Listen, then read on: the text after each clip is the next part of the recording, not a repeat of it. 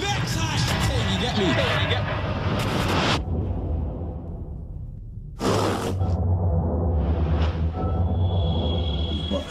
At the end of the day, when we really get to the forefront of the game and whatnot, you will see how creative man really is and what man can do the girl thing, the money thing, the club thing, the gun thing, the rude boy thing, the gun, drugs, anything, killing, whatever I'm saying.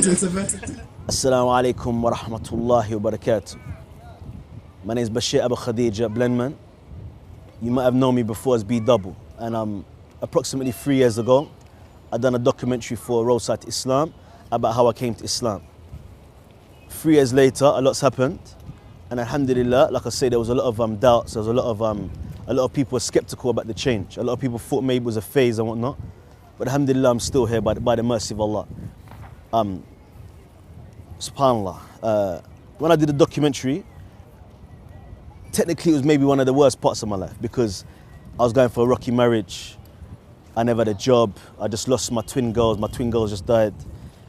But in reality, it was maybe the happiest part of my life. My iman had never been so high, and it's a part of my life that, like I say, a lot of things happened that have molded me into the person I am today. Alhamdulillah. من ترك شيئا لله أوده الله خيرا منه. The Prophet Muhammad sallallahu alaihi wasallam said that whoever leaves something for the sake of Allah, he will replace it with better. And wallahi, this has played a major part in my life for many reasons. Like you know, and like some people know, when I came to Islam, when I made the change, a lot was happening in my life, and a lot of so-called good things were happening for me. Being record deals and whatnot, CDs in major stores, and obviously money and the whole lifestyle that comes with it. And alhamdulillah, I changed for the sake of Allah, not for the sake of people. And one thing people don't realize is that I thought that things were going to get very bad for me. But alhamdulillah, Allah protected me up until this day. And alhamdulillah, things are getting better. Like you know, like some people know, I live in Makkah now. And I never thought in a million years that I would even visit this place. But alhamdulillah, I live here now. But SubhanAllah, it's something that it shows that everything is easy for Allah. To think that I come from a background where I never even went to college. I went to college for like maybe 2 weeks. Never went to university, never had a job before Islam and these type of things. SubhanAllah, and to think that Allah has blessed me and brought me to this land, it's something that is beyond my imagination. Like I say, some people could say that maybe I'm like a living example that if you leave something for the sake of Allah, then He will replace it with better. Like some people know, I had like a fake degree in these things when I got my teacher qualification, and many people told me to use it. I was offered jobs here and whatnot, but I decided to rip it because I thought I'm not going to lie for the rest of my life. And I know that Allah will make a way for me, inshallah. Before I knew it, I had a job in Medina. Like I said, there's many situations that happened when I was still in the UK. And it just proves that, like I say, when you have patience and whatnot, then Allah will make a way for you. A lot of you think that you have no hope and whatnot. But wallahi, I'm telling you, everything's easy for Allah. Kun fayakun. Allah just says it and it is. And it's living proof that, like I say, this deen is something that is much better than whatever you're holding on to in this life of crime and music and these type of things. And Allah will replace all the things that you're leaving in this life for much better things.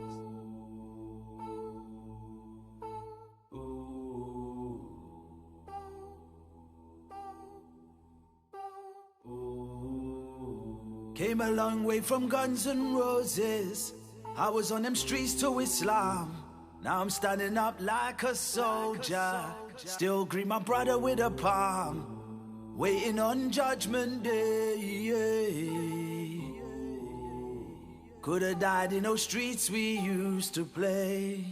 But now we change. Da da da da da da da da. We praise His name. Allah, Allah, Allah. 'Cause now we change. Da da da da da da da da. We praise His name. Allah, Allah, Allah. SubhanAllah, you learn about Jannah and you learn about Jahannam and the Barzakh. Is enough for you to want to change and to want to do the right thing, and obviously not to gamble with your akhirah. But obviously with the thought that, you know, Allah replaces what you left for better, was a good incentive for me to change. So I always had it in my mind that inshallah I'll be a halal millionaire. other things as well, obviously, like friends saying funny things like next year inshallah you're going to do itikaf in Haram, and I'm thinking that they're crazy, it's not going to happen. And SubhanAllah, next year I did itikaf in Haram. Even my friend Abu Bakr, I remember I went to do Umrah. I had the chance to do either do Umrah or go to Egypt for some time. He said, no, go and do Hajj, Aki. Do Hajj. And in my mind I'm thinking, like, give me the money to do Hajj and I'll do Hajj. I don't have the money to do Hajj. The same year, SubhanAllah, I did Hajj. But like I said, the build up for that time it wasn't easy. Like I said, I had to make a lot of difficult choices that I don't need to disclose on the documentary. But like I say, it wasn't easy. So I don't want anyone to get the notion that when you make these changes and big things happen in your life, that these changes are easy. It takes a lot of patience. It takes a lot of tawakkul in Allah. You have to really trust in Allah that Allah will make your affairs easy. So, and that's what He done. Like I say, I did my Celta, and like I mentioned before, you know, like I had a fake degree, and it got ripped up because I didn't want to lie and whatnot. And Allah allowed me to get my first job in Medina. And like I say to Khay, like imagine what it's like to get an email thinking that maybe you get a job in Dammam or Riyadh or somewhere, but they say that your job is in Medina. And this is from someone that never had a job in his life, went to college for 2 weeks. And now, like I say, I'm not in Medina no more. I'm in Mecca now. I was in Medina for a year. An amazing experience, SubhanAllah. Something I'll never forget. And like I say, spent some time back in the UK, and then when I came back, I had no intention of living in Mecca. But when I was in London, I had a lot of problems with my visa and whatnot. I said to Allah, if you want to stay here, then leave me here. No problem. I'd accept this from you. Just give me Firdaus al-A'la as my reward, inshallah. And SubhanAllah, like we know the salah in Makkah is worth 100,000. The equivalent of 65 years, SubhanAllah. So you can imagine what it feels like to know I live in a place that every time I pray my salah, I get the reward of 65 years worth of salah. It's something that is still something that's very hard for me to get my head around, that to think I'm here, knowing where I'm coming from. And ask Allah to continue to facilitate me a khair. But like I say, these steps are not easy, and I don't expect anyone to think they're easy. But Allah can do, Allah does what He wants. And like I say, it's, one thing I want the brothers and sisters to realize as well is that when I look back on my life, say 5 years ago, 6 years ago, like I say, I was a criminal, I was a rapper. Like I say, I was like very close to either death or prison. And to think that I'm here now, it just shows that Islam is something that has come to change the people. Like we know Islam came to perfect the people and it come to change the people.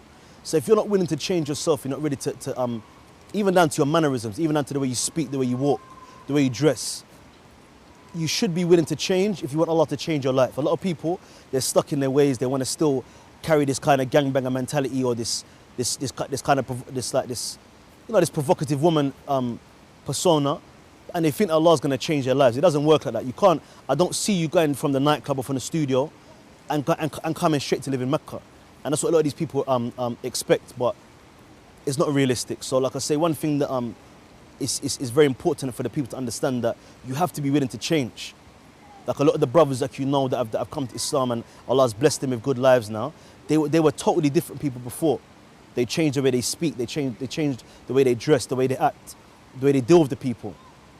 Even the small things like littering and smiling, and the small things that people have changed about themselves, when before we were from the oppressors, we were from the worst of people. And Allah's blessed us with Islam, so it's upon us to change, and alhamdulillah, that's what a lot of us have done. So it's very important for people to realize that it's not something that you could take lightly, and it's something that you could just kind of drag your feet with. You have to be willing to change and to try to gain the pleasure of Allah to the best of your ability. One thing I want the people to understand, is that don't ever think I don't understand how difficult it is for you to change. I know what it's like to have a low level of fame and to know what type of fitna that is to leave. Do you understand? I understand. But at the same time, you guys now, a lot of the guys I was with before, you're dealing with a lot of fame now. You're famous, you're on TV every day and whatnot. You're making a lot of money. I understand. But what you don't understand is that what you're holding on to and what Allah has for you in replacement is much better for you. You can leave these dirty women, you can have a pious woman. Do you understand? You leave these bad friends and Allah will give you brothers. You leave this dirty haram money, Allah can give you good halal money. Like I'm telling you, everything that you're holding on to, Allah can replace it for you. But more importantly, like I say, it's the peace you're going to have in your heart, the happiness you're going to have in your heart, and the hope of something that is never going to end for you. Like I say, you can't gamble with your afterlife. You can't gamble with your life. I was never a gambler in Jahiliyyah, and I'm not going to gamble with my life now. So I don't see why a lot of these people choose to gamble with their lives now. You know this life you live in is temporary. And a lot of you that have that little knowledge that you have, you know that you're going to have to answer for the things you're doing. So don't think I don't understand what you're going through, but at the same time you have to ask yourself, is it really worth it? Allah's promised you houses with gold and silver bricks, mansions. He's promised you a woman that you're going to stare at for 40 years when you first see her. He's promised the last one of you that enters paradise a property that is 10 times the size of the whole earth. Why would you want to gamble with this, brothers? Why? Doesn't make any sense. Doesn't make any sense. And it's something that is very important for the people to understand in totality, is that before I came to Islam, I didn't like the Muslims. Like, you know, there's a lot of problems in and around London, and a lot of the Muslims were oppressing people to come to Islam, robbing them or whatever. They were doing a lot of bad things from ignorance. And a lot of them, alhamdulillah, they're practicing now, but a lot of them, they're not even practicing, they're not even Muslim anymore. So it showed that what these people were on was not Islam. And that's something that I came in contact with personally, and a lot of my friends came in contact with. And like you know, we weren't easy in Jahiliyyah, so we didn't accept this behavior. And a lot of people died, a lot of bad things happened because of these issues with Muslims. So I didn't like Muslims. My cousin, he came to Islam in prison. And when he came out, I said, you know, obviously he said he's Muslim. You can imagine I had no respect for him. And I said, I don't have to do this Muslim business. I don't have anything to do with it. We said, like, please, cuz, yeah, understand that Islam is that we believe in Allah. We believe in the angels. We believe in the messengers. We believe in the books of Allah. We believe in the day of judgment. And we believe in the predestination of Allah. We call it the qadr. Wallahi, that was a very angry moment for me, because I thought, I know all these Muslims. Why did any of them tell me this? Like a lot of you know, I was searching for Allah. For the whole of my life, I've been searching for Allah. But all in the wrong places. Looking into a lot of bad things I was looking into. Obviously, this was the qadr of Allah, that He want me to understand the rest of the rubbish out there, so that when I came to Islam, I would appreciate it. But no one ever told me this. All I knew was bad image of Muslims, of people that didn't take their religion seriously. And they didn't even take the time to tell me what the belief system was. So when I knew this, I think maybe the next day I was in the masjid, praying, fasting. My first salah was Salatul Eid, in the masjid, praying, fasting, stop smoking, stop drinking, living like a Muslim. And a lot of you don't know, my name was Bashir before Islam. I was born with the name Bashir. This was my name as a kafir. This was my name.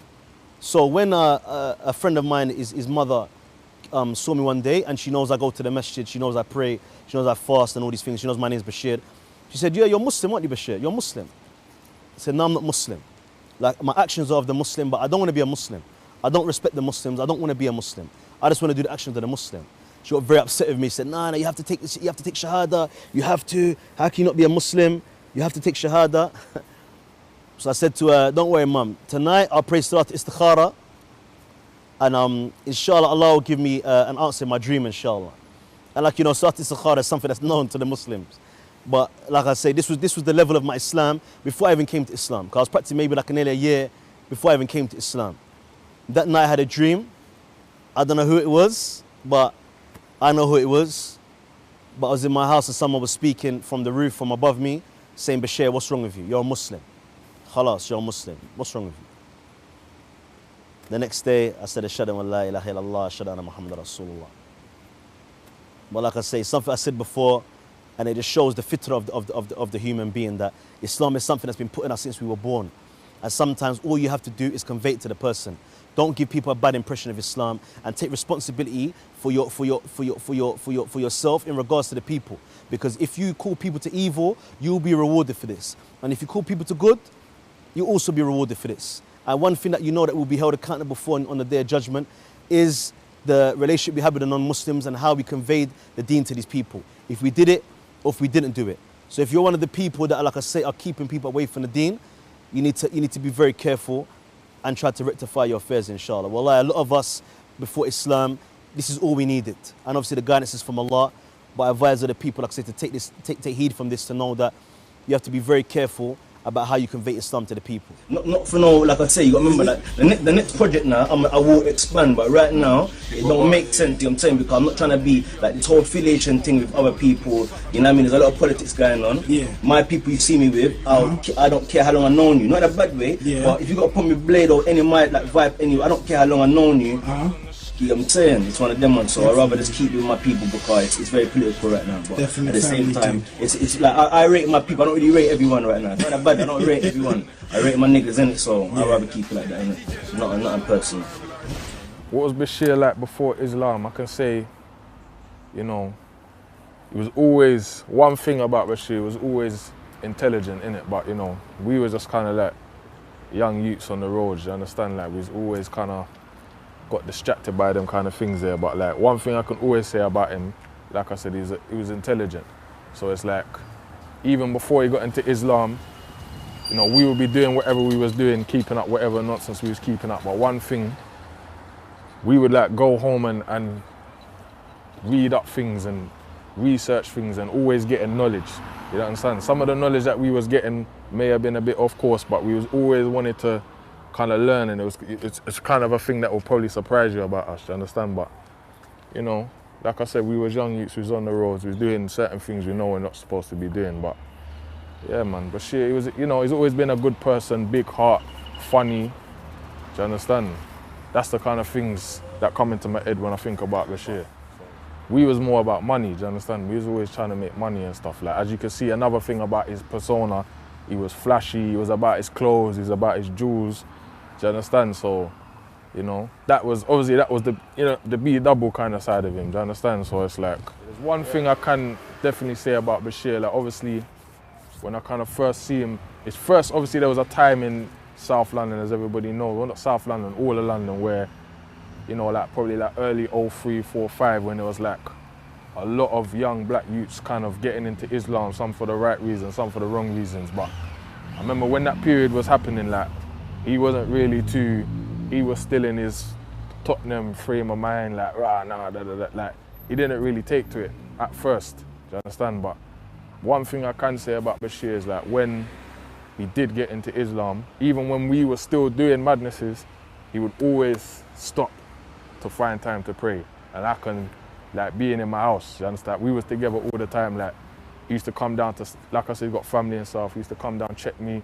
I used to go to Tottenham, be up there for days with, like, we used to, you understand, roll. So I've seen it, like, even when we was doing wrongness, he would always stop and find time to pray. So that's when I could see him start to take it seriously, do you understand? So yeah. What difference do I see in Bashir? I mean, there's a big difference. Obviously, like, the things that he was into before, like I said, the money, clothes, jewels, girls, all of that stuff. He just sat there. I remember one time, like, when I didn't see him for a little while, and we met up and had a food, and he was just like, bro, none of this stuff interests me anymore, and it's like the best thing ever. Like, my mind's clear. All of these little things that we used to chase and go and do whatever for to try and get, I don't care about anymore. So he was just, that was like, for me to hear that coming from him was a big thing, because obviously that was what our lives was about, really. So it's like, that's one of the biggest changes. And obviously, like, yeah, man, he just, to be honest, yeah, he seems happier as a person still when I talk to him. So that's like that is a big, massive change, isn't it? I mean, Islam to me has always been one of the, like, the religions that I've always kind of understood more than other religions, you understand? But it's just, me as a person, I feel everybody's kind of got their time where they take to something, or do you understand? But now obviously he's definitely changed my views, because like I said, back in the day where certain man was joining for the wrong reasons, because they were scared in the streets, whatever, or all of that crap, like, that's when a lot of people even stayed away from it, just so they didn't look like they was, do you understand, coming to Islam because they were scared. So it's like, it worked and it didn't work, because obviously a lot of men did turn, you understand, go, you know, turn to Islam and do it the proper way. And Bashir is like probably one of the biggest examples I've ever seen. Do you understand? Because he's literally changed his life around. As you know, he doesn't live in the country no more. He's in Saudi, teaching, doing good things, started his family. So You know, yeah, obviously, definitely my perception of Islam has changed from watching his experience. Alright, Bashir, SubhanAllah, it's been 3 years roughly since we did that Roadside to Islam interview. And SubhanAllah, as we both know, since we did that interview, many people shocked. Alhamdulillah, the interview just got under 500,000 views. And so much reaction in regards to you becoming a Muslim, leaving the music industry, and coming to the religion of Islam. So we just want to talk briefly about some of the comments and some of the feedback and some of the things a lot of people said. And I just want to get some of your feedback in regards to this. Now, one of the biggest comments that I saw from a lot of people, whether they were Muslims or not, were saying that this guy, Bashir B Double, he ain't gonna last. This is not a reality. This guy is proper fully on this road, living the street life. I can't see it lasting a year or two. Now we're 3 years on, you being in the deen of Islam. What have you got to say to people who had that kind of reaction towards yourself? Bismillah. To be honest, bro, yeah, I don't blame them. Yeah, I don't blame them. We know that the current situation with the Muslims at the moment is that this is the reality. Like they come to the deen, either they leave the deen completely, or like I say, they backtrack into their old lifestyles. Maybe they're still Muslim, but generally, there's not a lot of success stories, so to say. And my story is not a success story because I'm still alive. I'm not dead yet. When I'm dead, then we can really, you know, we can be happy about what's happened. But at the moment, I'm not safe. All it is that Allah's had mercy on me so far. And like I said, alhamdulillah, I've done my best to try to please Allah to the best of my ability and to stay in the deen of Islam. So I don't blame them, to be honest. I don't blame them. You know, we know a lot of brothers who come from a similar background from yourself, who are like heavy involved in the music industry, whether it's the rap industry, garage, whatever, UK scene. And we know a lot of brothers and even sisters are struggling in regards to this, like leaving the music. What advice have you got to any brothers and sisters who are like coming from the same transition as yourself, to give them some kind of encouragement to leave that kind of lifestyle, to be on the same similar pathway as yourself?